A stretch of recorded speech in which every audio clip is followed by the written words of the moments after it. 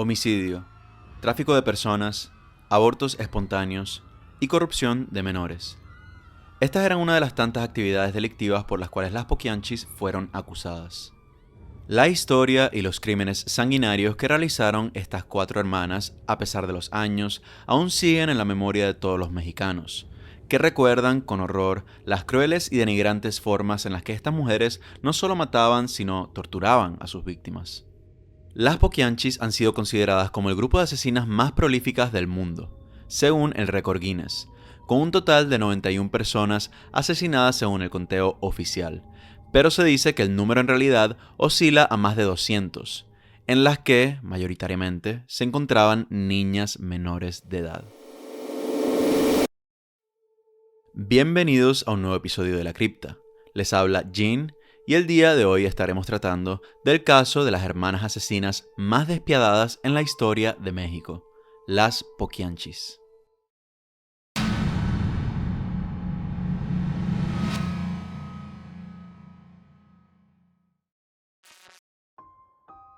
Delfina, María de Jesús, María del Carmen y María Luisa nacieron en Jalisco, México. Eran las hijas del matrimonio conformado por Isidro Torres y Bernardina Valenzuela. Por un lado, la madre de las chicas era una católica ferviente muy devota a la religión, y por otro lado, el padre era un hombre muy temperamental, abusivo y machista, que trabajaba como policía, aprovechándose del poder que tenía tanto en el trabajo como en la casa, en donde se cuenta que maltrataba constantemente a su esposa e hijas. Durante la niñez de las hermanas, Isidro las llevaba a presenciar ejecuciones de criminales, algo que quedó por siempre en la memoria de las chicas. La violencia del padre llegó a tal extremo que María del Carmen huyó de la casa con un novio que tenía en ese entonces. Isidro, al enterarse, entró en un desespero buscándola en toda la ciudad, y una vez que la encontró, le dio una golpiza muy fuerte y la encerró en una cárcel del condado, sin ningún tipo de cargos aparentes en su contra, pero el padre, al contar con tanta autoridad en su puesto, no tuvo problemas en encerrarla.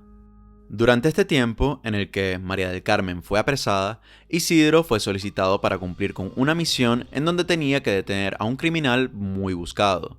Desafortunadamente, Isidro, al encontrar al criminal, terminó matándolo, propiciándole varios tiros en la espalda, acto que era completamente ilegal, ya que la orden era solamente capturarlo. Esto hizo que Isidro huyera y se convirtiera en un prófugo, dejando a María del Carmen, que cabe destacar que aún se encontraba en la cárcel, olvidada y presa por alrededor de unos 14 meses. Hasta que un día, un hombre que contaba con unos 50 años de edad la ayudó a salir de ahí, pagando una especie de fianza. Y así fue como María del Carmen se separó de su familia y se fue con este hombre entablando una relación amorosa, en donde tiempo después tuvieron un hijo. Para el año 1935, las hermanas se encontraban en una situación extrema de pobreza, por lo que consiguen empleo en una fábrica textil. Pero sin embargo, el salario que éstas recibían era muy mínimo y no les alcanzaba para pagar sus gastos. En 1938, María del Carmen se separa del hombre que tenía y se va con otro, que se llamaba Jesús Vargas, apodado como El Gato. Los dos proceden a montar una cantina de mala muerte que operó durante un tiempo hasta que el negocio quiebra por la mala administración del Gato, que gastaba todas las ganancias en drogas y alcohol. Esto hizo que Carmen se separara de él y se regresara a vivir con sus hermanas. Poco después, Isidro, el padre de las chicas que se encontraba prófugo, fallece y les deja a ellas una cantidad considerable de dinero como herencia, que se repartieron entre ellas. La madre, por otro lado, también murió por un cáncer tiempo después, dejándolas totalmente huérfanas. Y es aquí cuando a Delfina, que era la mayor de las 4 hermanas, se le ocurre invertir ese dinero de la herencia en un establecimiento que, según ella, le aseguraría el éxito en los negocios. Un burdel. Este burdel, a pesar de ser ilegal en Jalisco, operó por un tiempo, hasta que un día se armó una riña en el local, que hizo que las autoridades, ante tantas denuncias, cerraran el sitio. Para el año 1954, Delfina, que no se daba por vencido con la idea, decide mudar su burdel a Lagos de Moreno, pero esta vez decide abrirlo junto a María del Carmen, que se une a su hermana impresionada con las ganancias que ésta generaba. María del Carmen, a través de la experiencia que tenía en bares, ayudó a Delfina a sacar el negocio de la clandestinidad, habilitando de manera legal el burdel, a través de sobornos, corrompiendo a prácticamente todas las autoridades, en las que incluso se encontraba el alcalde de la ciudad, que pedía a cambio favores sexuales, proporcionados personalmente por las hermanas o por sus prostitutas. Las hermanas tenían todo tan perfectamente controlado que llegaron a tramitar tarjetas de salud falsas. Esto permitía que los clientes se aseguraran que las prostitutas estaban totalmente sanas y sin ningún tipo de enfermedades. Algo que, por supuesto, era una gran mentira. Con todo ya en orden, las hermanas logran abrir de manera pública y, entre comillas, legal, el burdel más reconocido de toda la zona llamado Guadalajara de Noche. El éxito de este burdel dio cabida a que Delfina y María del Carmen expandieran su negocio, uniendo fuerzas junto al resto de sus hermanas, María de Jesús y Luisa. Las mujeres así procedieron a abrir una cadena de prostíbulos en el cual se encontraba otro que era muy famoso llamado Poquianchis. Este local era anteriormente una cantina cuyo dueño era un hombre llamado así por los lugareños, razón por la cual las hermanas, que cabe destacar que odiaban el nombre, adquirieron este apodo. Las Poquianchis, con el tiempo, llegaron a desarrollar un método que les generaba aún más dinero, pues estas, al darse cuenta de que las prostitutas más jóvenes eran las más solicitadas, procedieron a trasladarse a distintos pueblos o comunidades de muy escasos recursos y poca educación, en donde ellas reclutaban, o mejor dicho, secuestraban a niñas que oscilaban mayoritariamente entre 12 a 14 años de edad. Las hermanas, a través de engaños y falsas ofertas de trabajo, convencían a los familiares de estas niñas en llevárselas. Los padres, inocentemente, se lo permitían con la esperanza de que sus hijas encontraran un mejor futuro, algo que era lejos de lo que verdaderamente hallaron estas pobres víctimas. Las niñas, al llegar al burdel, eran torturadas de las formas más atroces. Como una forma de iniciación, las Poquianchis hacían que los trabajadores las violaran grupalmente en una especie de orgía, quitándoles la virginidad. Eran bañadas con cubetas de agua helada para luego ser vestidas con atuendos seductores y fueron obligadas a atender a los clientes de la mejor forma. Si alguna de las chicas se quejaba o se rehusaba a cumplir con el trabajo, era ya un motivo suficiente para ser castigadas o asesinadas. Si intentaban escapar, la muerte o el castigo era aún peor. La alimentación de estas víctimas consistía en una tortilla vieja, dura y un plato de frijoles al día, cosa que provocó que muchas sufrieran de desnutrición.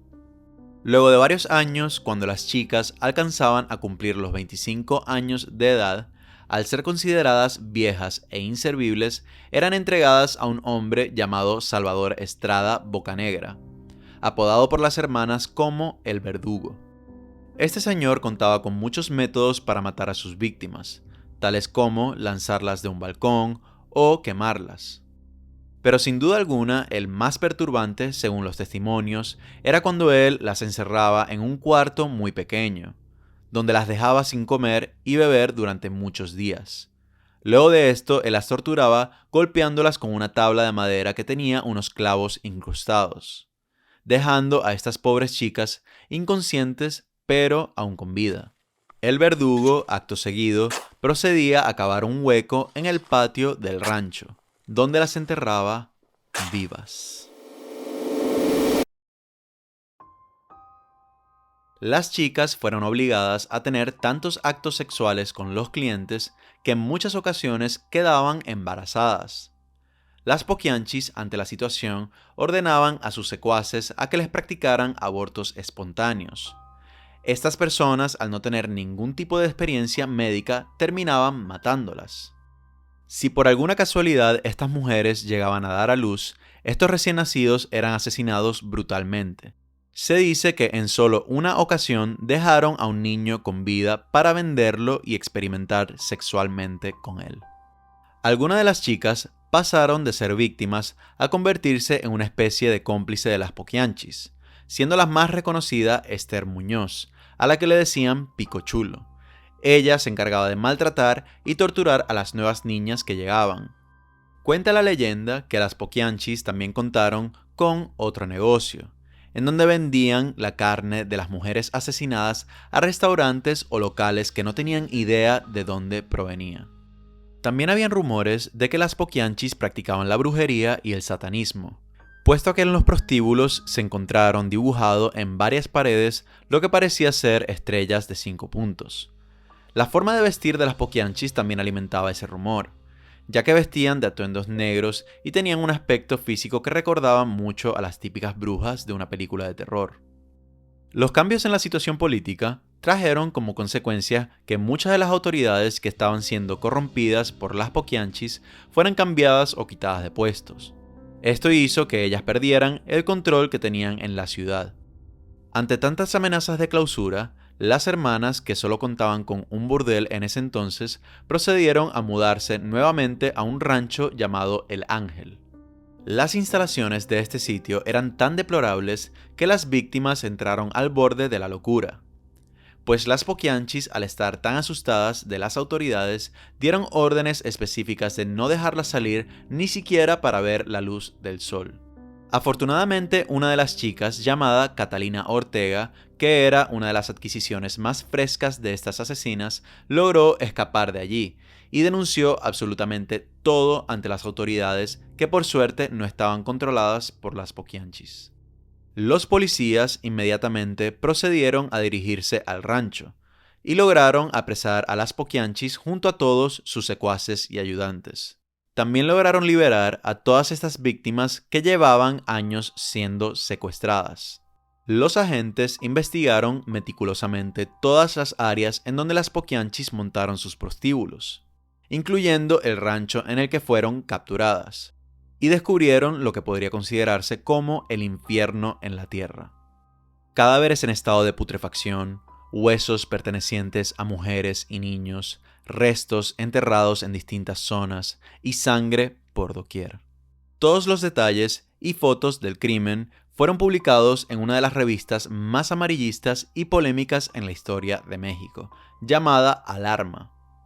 Se dice que el caso de las Poquianchis hizo que este semanario pasara de 140,000 ejemplares a unos 500,000, alimentando el morbo de todo el público. Se confirmaron 91 personas asesinadas según el conteo oficial, pero se dice que el número en realidad oscila a más de 200. Las Poquianchis y todos sus secuaces fueron condenados por todos estos crímenes a una pena máxima de 40 años de prisión. María del Carmen murió tras las rejas, mientras que María de Jesús logró que su condena se redujera y logró salir de la cárcel antes de tiempo. Nunca se supo más de ella. María Luisa, por otro lado, terminó recluida en un manicomio, por tener constantes pesadillas en donde una muchedumbre terminaba con su vida. Delfina, que se podría considerar como la líder de este grupo, acabó muriendo trágicamente. La cárcel en donde se encontraba estaba pasando por un proceso de remodelación, por lo que una bolsa de 30 kilogramos de cemento cayó en su cabeza, dejándola agonizando por varias semanas hasta que finalmente murió. Y ya con esto concluimos la historia de las Poquianchis, que por sus notoriedades y abusos se convirtieron en las mujeres asesinas más despiadadas y violentas de no nada más México, sino el mundo. Si te gustó este video, oprime pulgar arriba y comparte. Escríbeme qué caso te gustaría que narrara para un próximo video. Recuerda también suscribirte a mi canal para más contenido. Este ha sido un episodio más de La Cripta. Les habla Jean y espero que tengan dulces sueños.